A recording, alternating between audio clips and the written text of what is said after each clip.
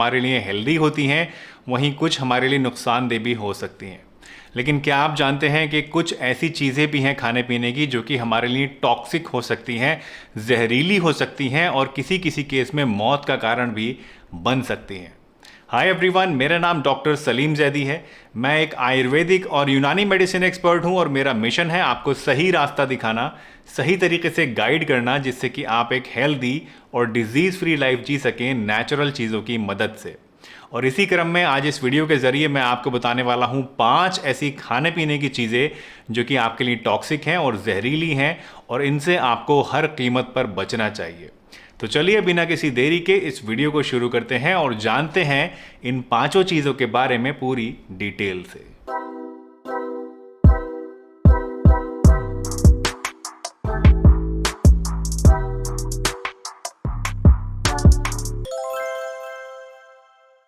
दोस्तों, सबसे पहली चीज़ जो आपके लिए टॉक्सिक है और जिससे आपको बचना चाहिए वो है ग्रीन पोटैटो, यानी कि हरा आलू। दोस्तों, जो हरे आलू होते हैं, अक्सर आपने देखा होगा बहुत सारे आलू या तो पूरे ही हरे होते हैं या फिर उनका एक पार्ट हरा हो जाता है। जो पार्ट आलू का हरा हो जाता है दोस्तों, उसके अंदर 2 चीज़ें पाई जाती हैं। एक होता है क्लोरोफिल, जो कि एक पिगमेंट होता है जो उसको हरा बना देता है, और दूसरी चीज़ होती है सोलेनेस। क्लोरोफिल तो एक नॉन हार्मफुल चीज़ है, उसका कोई नुकसान नहीं है, आराम से आप उसे खा सकते हैं। लेकिन जो सोलेनेस है, बेसिकली ये एक न्यूरोटॉक्सिक होता है जो कि हमारे लिए जहर का काम करता है। अगर आप सोलेनेस को ज़्यादा क्वांटिटी में इंजेस्ट कर लेते हैं तो उसकी वजह से कुछ लक्षण आपके अंदर आ सकते हैं, जिसमें से कि headache, nausea, vomiting, internal bleeding, paralysis या एक्सट्रीम केसेस में कोमा और डेथ भी हो सकती है। तो अगर आप कोई ऐसा आलू ले रहे हैं खाना पकाने के लिए जो पूरी तरह से हरा है, तो उसको आपको बिल्कुल भी इस्तेमाल नहीं करना चाहिए, उसको फेंक देना चाहिए। इनफैक्ट सेफ जगह पे फेंक देना चाहिए जहाँ पे कोई जानवर भी उसको ना खाए। या फिर अगर आप कोई ऐसा आलू ले रहे हैं खाना मंगाने के लिए जो कि एक साइड से हरा है, एक पोर्शन उसका हरा है, बाकी वो ठीक है, तो उस हरे पोर्शन को आप काट के फेंक सकते हैं, क्योंकि ऐसा नहीं है कि वो जो जहर है वो पूरे के पूरे आलू में आ जाएगा। जितना पार्ट उसका ग्रीन होगा, सिर्फ उतने ही पार्ट में वो जहर उसका पाया जाता है। तो ये आपको ध्यान रखना है दोस्तों। कुछ केस स्टडीज़ भी इसके ऊपर हो चुकी हैं जिसमें ये पाया गया कि सिर्फ 450 ग्राम फुल्ली ग्रीन पोटैटोज अगर कोई इंसान खा ले तो उससे इतना सोलेनिस मिल जाता है जिससे एक अच्छे खासे एडल्ट की डेथ हो सकती है, और इसको बिल्कुल भी इस्तेमाल नहीं करना चाहिए। दूसरी चीज़ जो कि आपके लिए टॉक्सिक हो सकती है वो है नटमेग, यानी कि जायफल। दोस्तों, नटमेग एक ऐसी चीज़ है जो कि हमारे इंडिया में बहुत सारी करीज़ में गरम मसाले की शक्ल में डाला जाता है। नटमेग के अंदर एक एक्टिव कंपाउंड होता है जिसको बोलते हैं मायरेस्टिसिन, और मायरेस्टिसिन हमारी बॉडी के अंदर जाके जब ब्रेक डाउन होता है तो उसकी वजह से एक ऐसा कंपाउंड पैदा करता है जो कि हमारे नर्वस सिस्टम को अफेक्ट करता है, और इसकी वजह से अगर ओवरडोज हो जाए तो हमारे अंदर डिजीनेस, पैल्पिटेशन, चक्कर आना, नोजिया और वॉमिटिंग जैसी प्रॉब्लम्स हो सकती हैं। कुछ केसेस में हैलुसिनेशन भी हो सकता है, यानी मरीज़ जो है वो बावलापन कुछ उसके दिमाग में आ जाता है, उसको समझ नहीं आता है, ऐसा लगता है जैसे हवा में उड़ रहा है, या कुछ अजीब अजीब से ख्याल उसके माइंड में आने लगते हैं, जिसको हैलुसिनेशन बोलते हैं। दोस्तों, नटमेग टॉक्सिसिटी के कुछ केसेस भी रिपोर्ट हो चुके हैं, जिनमें से 2 केसेस आज मैं आपके साथ शेयर करना चाहूँगा। पहला केस था जिसमें एक 17 साल की लड़की थी जिसने 50 ग्राम नटमेग का पाउडर मिल्क शेक बना के इस्तेमाल कर लिया था, और इसको इस्तेमाल करने के सिर्फ 1 से 1.5 घंटे के अंदर ही उसके अंदर बहुत सीवियर सिम्टम्स आने शुरू हो गए। उसको हैलुसिनेशन होने लगा, डिजीनेस होने लगी, चक्कर आने लगे, वॉमिटिंग और नोजिया उसको होने लगी, और बेहोशी की हालत उसके अंदर होने लगी। जब उसको हॉस्पिटल ले जाया गया, उसका इलाज हुआ, तो उसके बाद पता लगा कि ये लक्षण जो उसके अंदर आए थे ये नटमेग की टॉक्सिसिटी के कारण से आए थे। एक और केस था जिसके अंदर 37 साल की एक लड़की थी जिसने सिर्फ 10 ग्राम नटमेग का पाउडर इस्तेमाल किया था, और उसके अंदर भी इसी तरह के लक्षण देखे गए, और यही रीज़न भी पाया गया कि नटमेग की ओवरडोज के कारण से उसको ये चीज़ें हो रही हैं। दोस्तों, नटमेग की जो टॉक्सिसिटी होती है, इसके लक्षण आपको सिर्फ 1 से 1.5 घंटे के अंदर आने शुरू हो जाते हैं और करीब 10 घंटे तक आपके अंदर रहते हैं। वैसे हमारे इंडिया में दोस्तों जो हम लोग नटमेग इस्तेमाल करते हैं वो करते हैं मसाले की शक्ल में, और इस शक्ल में बहुत ही कम क्वांटिटी इस्तेमाल की जाती है, और वो कहीं ना कहीं डाइल्यूट भी हो जाता है, जिसकी वजह से कोई नुकसान या कोई ख़तरा हमारे लिए नहीं होता है। लेकिन अगर आप नटमेग को एज ए मेडिसिन इस्तेमाल करते हैं, क्योंकि बहुत सारी आयुर्वेदिक मेडिसिन में या बहुत से सप्लीमेंट्स में या बहुत से घरेलू नुस्खों में भी नटमेग का इस्तेमाल किया जाता है, तो ऐसी शक्ल में आपको ज़्यादा सतर्क रहने की ज़रूरत है। आपको इस बात को मेक श्योर करने की ज़रूरत है कि जो नटमेग आप ले रहे हैं उसकी ओवरडोज आपके अंदर ना हो जाए। अगर आप नटमेग का कोई सप्लीमेंट इस्तेमाल करते हैं तो कोशिश करिए कि जो रिकमेंडेड डोजेज है, जो उस ब्रांड का, उस मैन्युफैक्चरर का रिकमेंडेड डोजेज है, उससे ज़्यादा आप ना लें। या फिर अगर आपके डॉक्टर ने आपको कोई नुस्खा बताया है या किसी तरह से आप इसको इस्तेमाल कर रहे हैं तो कोशिश करिए कि जो रिकमेंडेड डोजेज है उससे ऊपर आप इसको ना लें। अगर आप इसको विद इन रिकमेंडेशन लेंगे तो इससे आपको कोई नुकसान नहीं है, लेकिन अगर आप गलती से या जानबूझ के इसको ज़्यादा ले लेते हैं तो ये आपके लिए जानलेवा भी हो सकता है। दोस्तों, तीसरी टॉक्सिक चीज़ जो आपको नहीं खानी चाहिए वो है बिटर आमंड्स यानी कि कड़वे बादाम। मार्केट में दो तरह के बादाम मिलते हैं, एक होते हैं स्वीट आमंड्स और एक होते हैं बिटर आमंड्स। आमतौर पे जो ग्रोसरी स्टोर्स में मिलते हैं वो स्वीट आमंड्स ही होते हैं, जो कि पूरी तरह से सेफ होते हैं, कोई नुकसान इनका नहीं होता है। लेकिन कभी कभी क्या होता है, इन स्वीट आमंड्स के साथ साथ बिटर आमंड्स भी मिक्स कर दिए जाते हैं और बिटर आमंड्स टॉक्सिक होते हैं। बिटर आमंड्स के अंदर एक टॉक्सिक सब्सटेंस पाया जाता है जिसको बोलते हैं हाइड्रोजन साइनाइड। और साइनाइड, जैसा कि आप जानते हैं, दुनिया का सबसे खतरनाक पॉइजन होता है।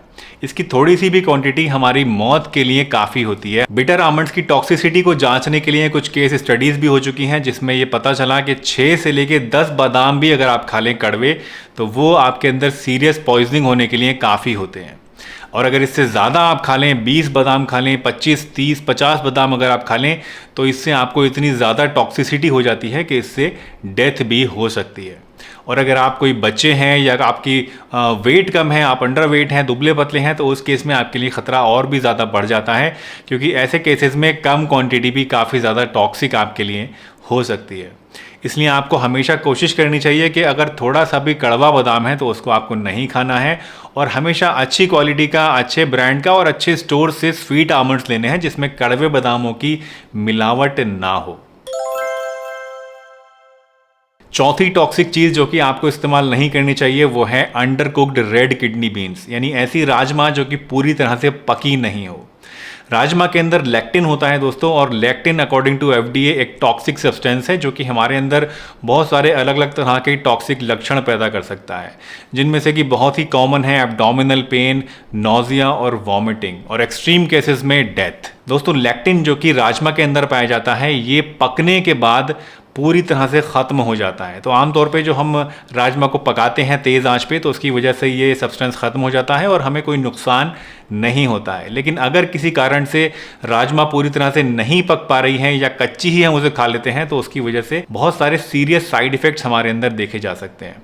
कुछ केस स्टडीज़ हो चुकी हैं राजमा के ऊपर जिसमें ये पाया गया कि सिर्फ 5 से 6 दाने कच्ची राजमा के खाने से आपके अंदर बहुत ज़्यादा सीरियस साइड इफ़ेक्ट्स हो सकते हैं, बहुत ज़्यादा सीरियस टॉक्सिसिटी हो सकती है। तो इसलिए जब भी आप राजमा को पकाते हैं, कोशिश करिए पहले उसको 1 से 2 घंटे के लिए पानी में आप भिगो दीजिए, और उसके बाद तेज़ आंच में उसको तब तक पकाइए जब तक वो पूरी तरह से गल ना जाए, पूरी तरह से खाने लायक ना हो जाए। थोड़ी सी भी कच्ची अगर आपकी राजमा रह जाती है तो उसके अंदर ये लेक्टिन नाम का सब्सटेंस बाकी रह जाता है और ये आपके अंदर टॉक्सिसिटी पैदा कर सकता है। इनफैक्ट कुछ स्टडीज़ में तो ये भी पाया गया कि अगर आप राजमा को पूरी तरह से नहीं पकाते हैं, सिर्फ भिगो लेते हैं या फिर आधी पकी हुई राजमा होती है, तो उसकी वजह से जो लेक्टिन का कंसंट्रेशन है वो और भी ज़्यादा बढ़ जाता है, 5 गुना तक चला जाता है। तो इसीलिए हमेशा आपको कोशिश करनी चाहिए कि राजमा पूरी तरह से पका के, अच्छी तरह से गला के, तभी उसको आप इस्तेमाल करें, तभी आप इससे सेफ रह पाएंगे और इसकी टॉक्सिसिटी आपके अंदर नहीं होगी। दोस्तों, 5वीं और आखिरी टॉक्सिक चीज़ जिससे आपको बचना चाहिए, जिसको इस्तेमाल नहीं करना चाहिए, वो है ब्राउन राइस। जी हाँ, ये शायद थोड़ा सा आपके लिए शॉकिंग हो सकता है क्योंकि ब्राउन राइस अक्सर बहुत ही हेल्दी माना जाता है और ये माना जाता है कि ये काफ़ी ज़्यादा अच्छी चीज़ है और आपको रेगुलरली इस्तेमाल भी करना चाहिए। बेशक ब्राउन राइस दोस्तों आपके लिए बहुत ज़्यादा हेल्दी होता है और सेफ़ भी होता है, लेकिन अगर आप इसको गलत तरीके से इस्तेमाल करते हैं तो ये आपके लिए जानलेवा हो सकता है। अब कैसे ये आपके लिए टॉक्सिक होता है वो समझ लेते हैं। देखिए, जितने भी राइस होते हैं दोस्तों, इनके अंदर आर्सेनिक का कंसंट्रेशन काफ़ी ज़्यादा पाया जाता है। आर्सेनिक एक बहुत ही टॉक्सिक सब्सटेंस होता है जो कि डेडली हो सकता है और हमारे लिए कार्सिनोजेनिक होता है, यानी हमारी बॉडी के अंदर जाके ये कैंसर पैदा करने का काम करता है। अब ये आर्सेनिक जो है ये चावल के अंदर आता कहाँ से है? देखिए, जितने भी खेती होती है चावल की, उस खेती के दौरान क्या होता है कि चावल के अंदर बहुत सारे फर्टिलाइजर्स डाले जाते हैं, बहुत सारे पेस्टिसाइड्स डाले जाते हैं और अलग अलग तरह की दवाइयाँ डाली जाती हैं, और इन सभी दवाइयों के अंदर आर्सेनिक काफ़ी ज़्यादा मात्रा में होता है। और चावल के अंदर एक खासियत होती है कि ये आर्सेनिक को सॉइल के अंदर से ज़्यादा एब्जॉर्ब करता है।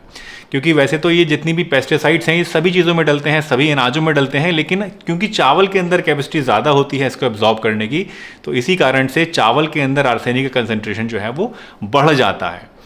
अब क्या होता है कि जब हम चावल को इस्तेमाल करते हैं तो ये आर्सेनिक धीरे धीरे हमारी बॉडी के अंदर एक्यूमुलेट होना शुरू हो जाता है। आर्सेनिक के अंदर एक खासियत होती है दोस्तों कि अगर आप इसको थोड़ी थोड़ी क्वांटिटी में भी लेते रहेंगे तो ये हमारी बॉडी के अंदर जाके एक्यूमुलेट होता रहता है, जमा होता रहता है, और धीरे धीरे over the period of time जब इसका कंसंट्रेशन बढ़ता है तो तब ये हमारे अंदर टॉक्सिसिटी पैदा करता है या कैंसर पैदा करने का कारण बनता है। अब अगर हम कंपेयर करें ब्राउन राइस को और वाइट राइस को दोस्तों, तो ब्राउन राइस के अंदर जो आर्सेनिक का कंसंट्रेशन होता है वो वाइट राइस के मुकाबले में ज़्यादा होता है, क्योंकि जो वाइट राइस होता है ये प्रोसेस्ड होता है और प्रोसेसिंग के दौरान जो आर्सेनिक का कंसंट्रेशन है वो उसमें से कम हो जाता है।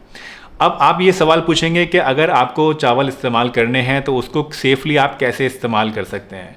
तो बहुत ही आसान है दोस्तों, अगर आप चावल को सेफली इस्तेमाल करना चाहते हैं तो सबसे पहली चीज़ जो आपको करनी है वो ये कि आपको साफ़ पीने के पानी से, ऐसा पानी जो बिल्कुल पूरी तरह से प्योर है, उस पानी से आपको चावल को कम से कम 4-5 बार, 8-10 बार, जितनी बार भी आप धो सकें उसको अच्छी तरह से आप कुचल कुचल के, मसल के और अच्छी तरह से धो लीजिए।